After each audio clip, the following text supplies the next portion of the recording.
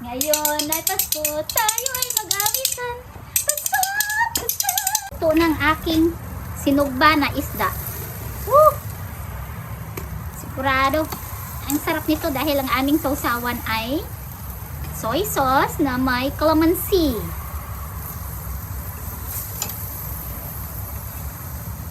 Alright, so ito na ready ng aming dinner. So ito, bagay talaga sa malamig na panahon yung umuusok-usok na kanin.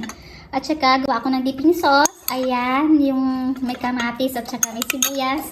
Ito na yung isda na aking inihaw. At saka ito yung isang dipping sauce which is may piniga na kalamansi at saka sili. At saka ito naman yung sa kanya. Ayan, hindi yan nagda-diet. Kakain din yan siya ng isda. Alright, that's it for today. Thank you so much.